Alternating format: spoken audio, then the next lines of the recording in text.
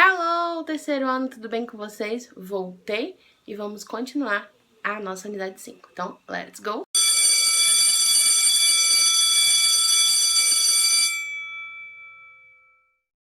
Terceiro ano, semana passada a gente não teve a nossa live, não é mesmo? Mas hoje nós vamos ter, então nos encontramos às 3h30. Mas vamos dar continuidade. Vocês fizeram aí, eu deixei a videoaula com os exercícios, né? Então, vocês fizeram os exercícios até a página 9. Então, na nossa live, a gente vai dar continuidade a partir da página 10. Então, preste atenção.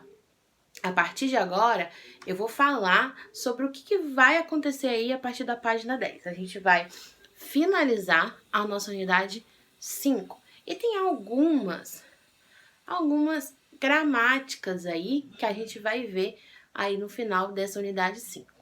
A primeira é uma palavrinha. A gente tá falando sobre house, sobre cômodos, né? Então a gente viu living room, kitchen, garage, bedroom, bathroom. Então a gente viu vários cômodos que a gente tem dentro da house. A gente diferenciou house e apartment, né? Casa, apartamento. Só que aí aparece uma palavrinha aí, logo aí na página 10. Eu acho que a primeira palavra aí do texto, que é live. O que seria live? Live é o verbo que significa, traduzindo literalmente, é morar, né? Então a gente vai usar esse verbo para falar aonde a gente mora. Então a gente vai ver que os personagens vão dizer aí a diferença das houses deles, aonde eles moram. Então, aonde eles live, ok? E aí, junto com essas frases usando o verbo live, vem os pronomes. A gente está acostumado a usar os pronomes I, he, she, you, they, we, que são os pronomes normais, pessoais. Só que agora a gente vai começar a usar os pronomes possessivos. Como assim? Possessivos é que indicam posse. Então, quando eu quero falar que é meu, que é dele, que é dela, que é nosso e que é deles. Então, são esses os pronomes que a gente vai usar, né, a partir de agora. Já que eu estou falando da minha house, eu tenho que saber quais são os pronomes possessivos, ok?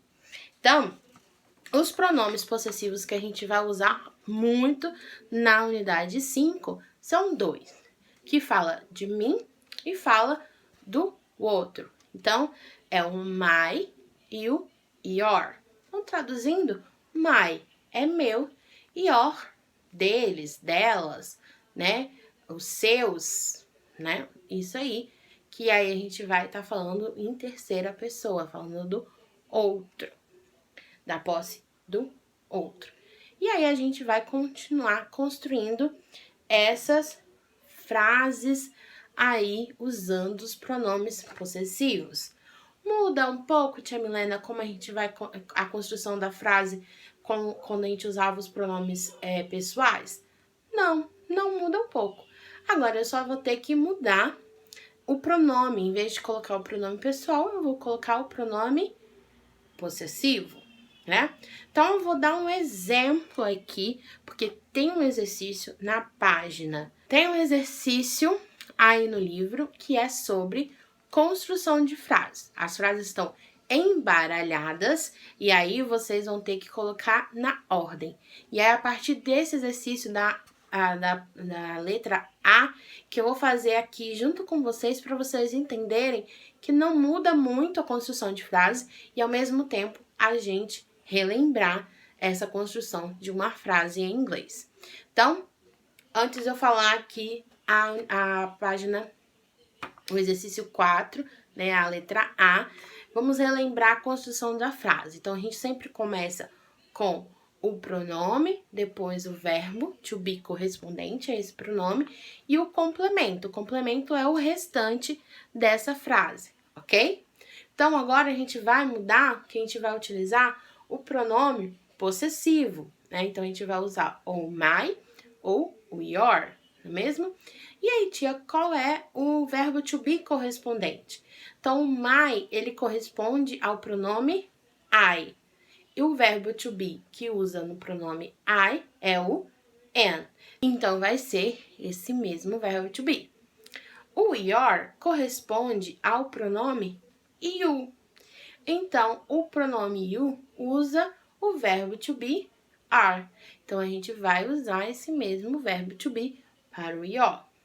Então, vamos lá para a letra A, para a gente ver na prática, para ficar mais claro. Então, na letra A, a gente tem aí in the living are the books. Então, a frase ela está embaralhada e eu tenho que colocar ela na forma correta, né? Na ordem correta. Então, vamos observar aqui. A gente tem as primeiras palavras in the living. Aí a gente lembra que a gente viu na aula passada que quando eu quero falar que alguma coisa está em algum lugar, eu uso essa preposição in, né? E living, the living, é na sala, não é mesmo?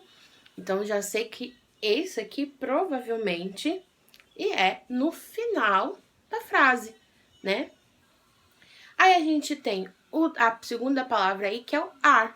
O are é o verbo to be. Então, eu preciso colocar um pronome antes dele. Porque se ele vem primeiro, é uma pergunta. E aqui não é uma pergunta, né? E a última tá the books.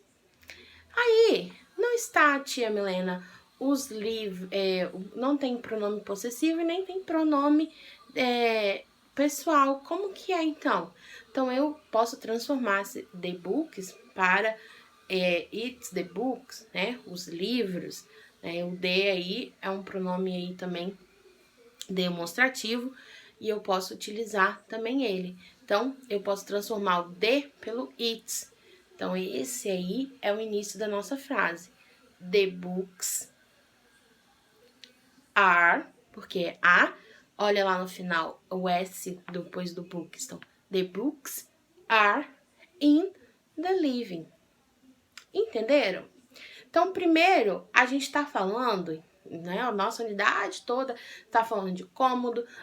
Semana passada a gente viu, então, quando eu falo que alguma coisa estar em algum lugar, então a gente aprendeu a preposição in. E aí a gente sabe que eu vou usar esse in no final da frase. Então, se eu procuro, tem aí, ó, in the living, eu já sei que é no final. Como eu sei que eu uso o verbo to be depois dos pronomes, né? Então, o are vem antes do in the living, mas não é a primeira coisa que eu escrevo. Então, sobrou the books. Só que aí eu transformo the, né, em it's. Eu posso mudar para it's. Então, vira aí, então, o meu pronome, né?